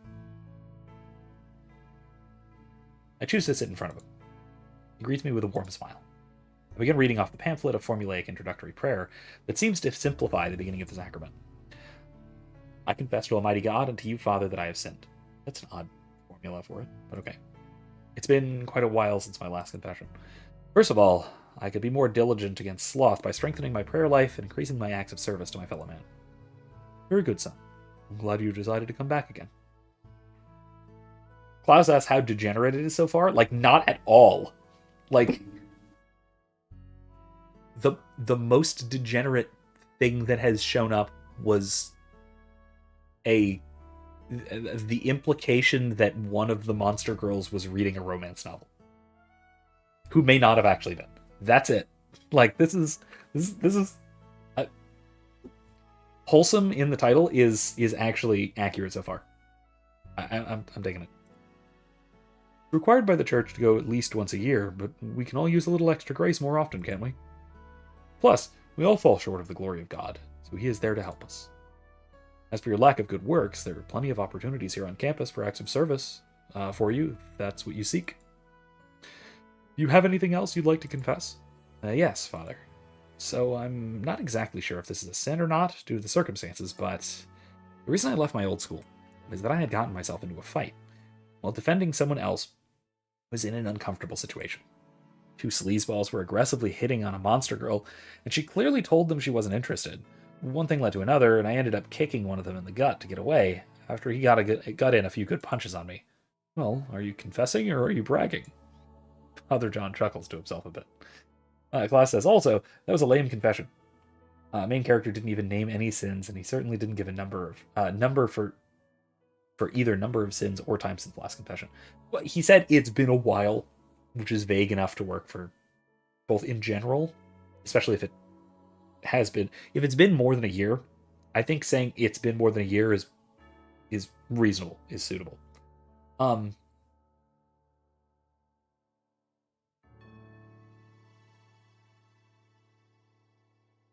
As far as specific number,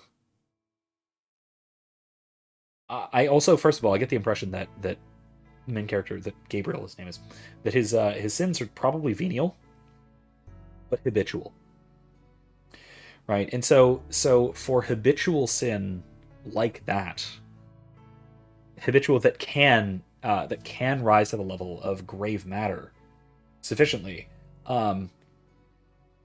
I think that is the kind of thing where like the whole name your sins by number and by importance kind of thing. Yes, it is it's a useful formula, but it isn't, I think, necessarily applicable to everyone's situation. So I don't like the emphasis that is put upon, number of sins and number of sins and number of instances kind of thing, because it doesn't always apply, right? I mean, for example, if you've been neglecting your prayer life, there isn't a number you can place on that, like specifically, because it is not a sin not to pray at any given moment.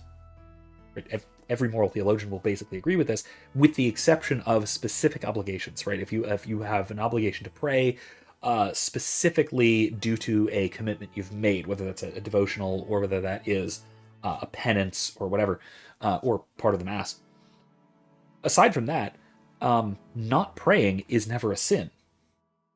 However, not praying in the sort of perfect tense becomes sinful because it is neglecting a habit that you should be forming, right? And so again, it's habitual sin, and so numbers don't track, don't make sense. So I actually think that works for his situation. I think it works just fine for his situation.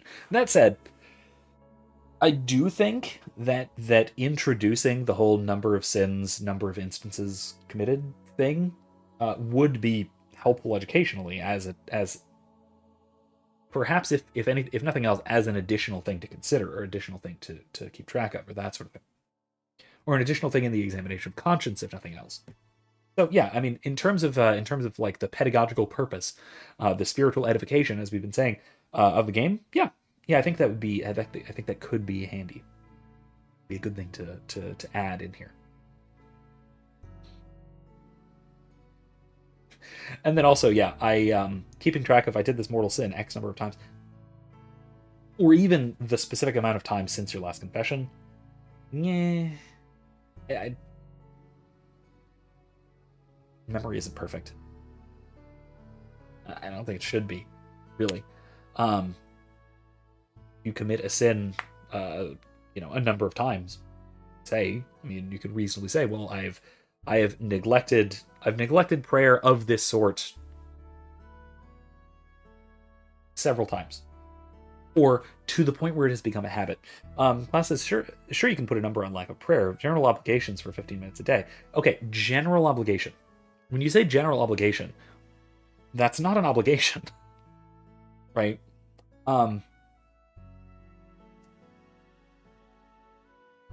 I think that insisting on that specifically is incorrect. Let me correct what I was saying.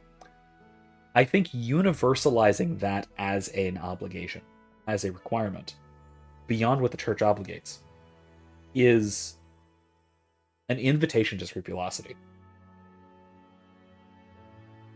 And not just an invitation to scrupulosity of overly harsh self-examination, but of a sort of legalism in one's prayer life, right? Of saying, I need to pray for 15 minutes a day, so I'm going to set an alarm at 3 o'clock and 3:15, and I'm going to go and do this until my alarm goes off. And that can very well, especially if you're not in the habit of it, can introduce the idea into your mind of praying until the alarm goes off. And that can introduce the thought into your mind of, how long's it been? 5 minutes. How long's it been? 9 minutes. And that can be a problem, right? So again, I don't think that the whole like over regimentation of prayer, especially in terms of time, because timekeeping is timekeeping introduces problems to the spiritual life in general. I don't like clocks. I really don't. I'm very pre-modern in my sensibilities like that. I think that okay, so there's a reason that timekeeping was a public affair in monastic communities, that prayer times and things like that were announced to everyone by a common signal, whether that is the abbot or whether that was a bell or what have you. And it's so the individual does not have to keep track of time, right? Keeping track of time in that way can be spiritually deleterious in a lot of ways, right?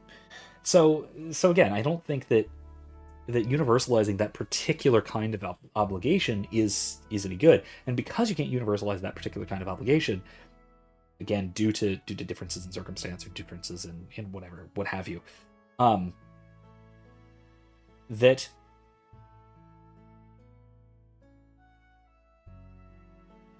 is a good indicator universally for a number of deficiencies in prayer, right? What you should be looking at instead is sort of, if you want to think of it this way, trend lines, or what's the math term? Derivatives, I guess, if you want to think of it that way, right? So the measurement of change. If you don't have any particular devotions, say, right, you don't do the liturgy of the hours, you don't regularly pray rosary, if you don't regularly have any particular spiritual practices like this, and you pick one up, then you have an easy measure. Am I praying this thing that I've committed to do? Yes or no? Then you've got a number. Great. If you don't, though, or if you are in a habit of, say, ordinary but unorganized, let's say, private prayer, right? That you're in a habit of praying to God on occasions throughout the day, and you may pray for 5 minutes, you may pray for a minute, you may pray by making the sign of the cross as you call upon God's help, or as you pass a church, or when you need to when someone asks you to pray for them, or whatever, right? As a reminder, or whatever, anything like that. If that is your kind of tendency, then you may find yourself doing that more or doing that less. You may find yourself picking up practices, whether that is, sign of the cross when you pass a church, which is a good practice to have, but it's not a devotional, right? So again, I think that the over precision in our here's how I'll put this. Focusing on the number and type of sins is, I think, contrary to an outlook on ethics, on the moral life, that is focused upon the development of virtue. Because the development of virtue is habitual rather than instantiated, right? Particular instances, they add up to the development and the development of virtue and vice. But it's the virtue and vice that's developing which is the most morally relevant, especially to the health of the soul. And so again, I think that the focus on particularity, the exception of course being if they're particular grave sins, in which case, he is, right, Gabriel here is concerned about this one instance that he thinks may have been gravely sinful, but he's not sure, And so he brings it to the priest to say, was I wrong in this? I'm really concerned about this particular instance. There was this thing that happened. I did this. I'm struggling with whether I should feel guilty about this or not. Right? And if so, then he can go ahead and feel guilty about it. Right? But if not, then his conscience is clear. Right? He doesn't need absolution, per se. But he does need clarification for it, right? And that maybe that's spiritual direction, but confession, I think, can perfectly well be an appropriate thing for that, especially if there's not a big line behind you. Another real and serious concern. And there doesn't seem to be here, right, situationally. So anyway, I'm only joking. Of course, there are times when our anger goes too far and becomes wrath, but anger itself is a useful tool. When you're using that tool to defend yourself or others, it becomes what's known as righteous anger, something that even Jesus did when he flipped the tables in the temples. But what of the whole dialogue of turn the other cheek Jesus spoke of? I figured I would take the opportunity to get that question answered, since it seems like a contradiction. In biblical times, there were many customs that needed to be taken into context today, including certain idioms that were popular in the day. In this instance, Jesus was teaching people that if someone insulted you or slapped you on one cheek, that you should invite them to do it again to the other. He was pointing out the frivolity of such actions. There's nothing to be gained by returning an insult to someone who only wishes ill of you. However, that doesn't apply to the case when you or someone else is in imminent danger. In such a case, we defer to the other passages concerning the defense of the innocent and righteous anger. Thank you for clearing that up for me, Father. I feel like I already knew that, but I'm glad that my sense of justice isn't too far from what the church teaches. I have a lot of thinking to do about this. I'm thankful that he's both knowledgeable and understanding. It's really reassuring that there are people who can give clear and concise answers like this. Yeah, it really is. Like, that's a great thing to have. Now, I will say, in my experience, like, school chaplains are some of the most knowledgeable and quickest witted of priests. And are tend to be very quick with things like this, and very, very ready to give answers, ready to defend the faith if necessary, but also ready to help students, in this case, grow in the faith to a great degree. Good question. Klaus says, what's the apparent target age of this game? Good question. It's hard to tell. I think it's perfectly appropriate for, I don't know, high school age, like 13, 14 and up, something like that. It seems so far to be perfectly appropriate for like confirmation age. Again, so far, haven't gotten into much of the romance stuff, but seems perfectly appropriate so far, and also relatively useful. It actually does seem genuinely good as a sort of educational tool, a catechetical tool. It's for any if it's any indication, the main character is 16, so he's a junior in high school, and so certainly somebody who's the same age as the main character, spot on. A little younger than that seems like it would probably be pretty reasonable. Something like that. It's not for First Communion students, but it's probably fine for confirmation students. Put it that way. If this needs to be clarified, per the broadly American tradition of First Communion at 8 and then confirmation at 13 or 14.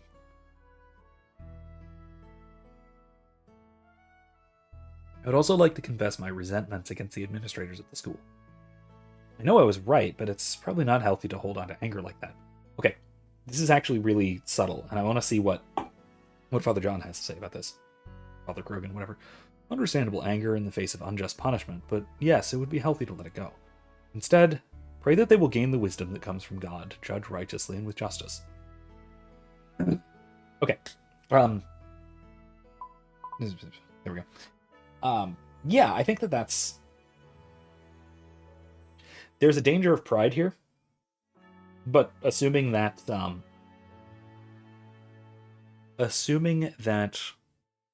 Gabriel is not terribly prone to pride, this is actually good spiritual practice. Pray for one's enemies. And by enemies, I mean those who have done you injustice. I mean, my patron saint is Saint Drossinus of Soissons, who is the patron saint of invincibility and the undermining of the plots of one's enemies. He was an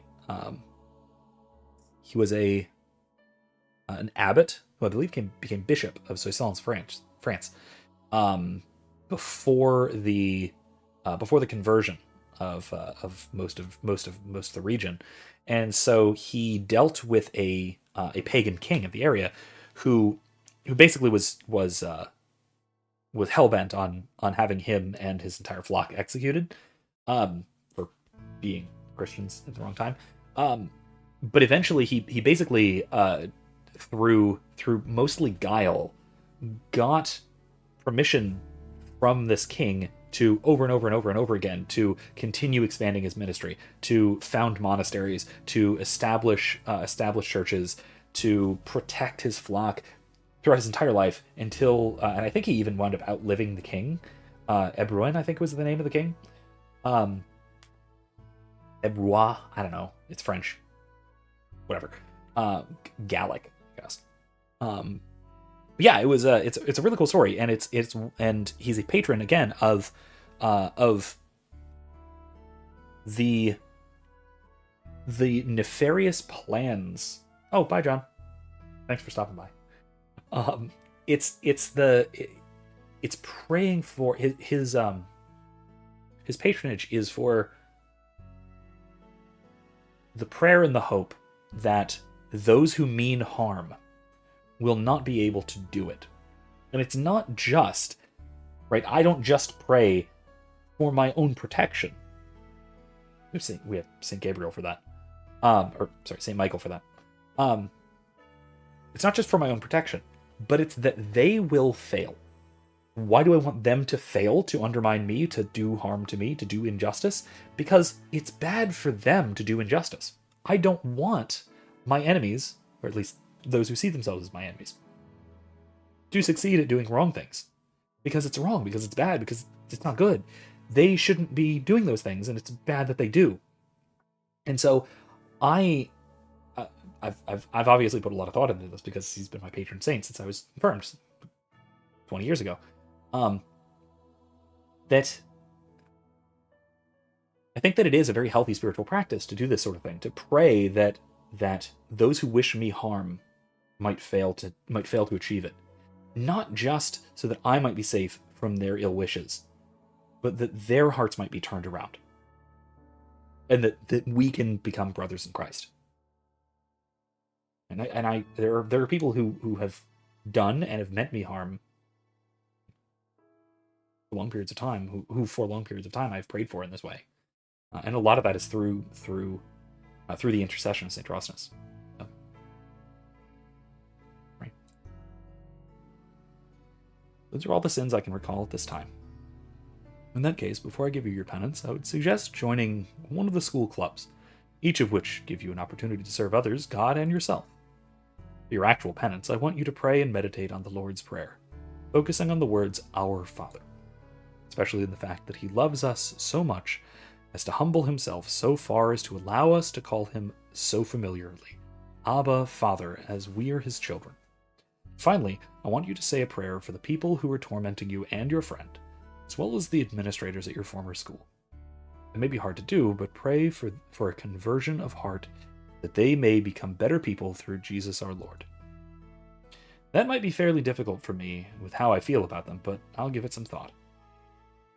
Now, please pray an act of contrition. Looking back at the tract, I say the prayer at the end, which appears to hit all the right meanings as it was tempered over time throughout the ages.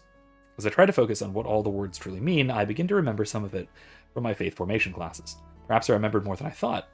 As I finish, Father John begins my final prayer of absolution. God, the Father of mercies, through the death and resurrection of his Son, has reconciled the world to himself and sent the Holy Spirit among us for the forgiveness of sins. Through the ministry of the Church, may God give you pardon and peace, and I absolve you from your sins in the name of the Father, and the Son, and the Holy Spirit. Amen. At those words, I absolve you from your sins, I feel a deep warmth and even a shiver inside of me. The Holy Spirit? I can't say, but I won't doubt it. Amen, and thank you, Father. Anytime, son. I stand up again, reflecting on the great mystery I just participated in. Maybe there's something more to these sacraments than I've been giving attention to. I gently retreat through the door of the confessional and close it behind me. Still in a reverent state of mind, I start walking down the aisle, heading towards the front of the church to pray. As I pass near the front pews, I notice a certain succubus that I met earlier praying by herself. Aren't they supposed to be related to demons somehow?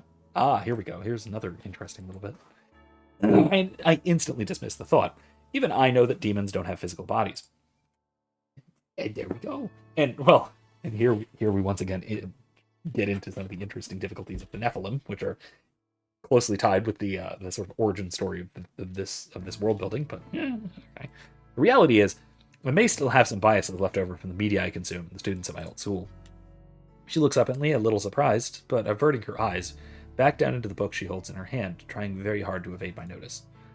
I decide to let her be and start to pass her by, when I hear a small voice behind me. Hey, is Father John ready for another confession?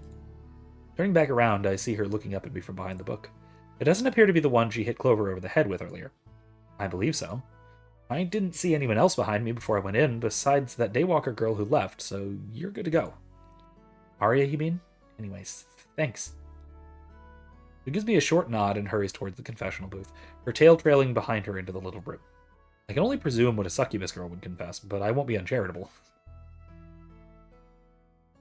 Allowing the thought to escape my mind, I find an empty space near the front to pray and perform my penance.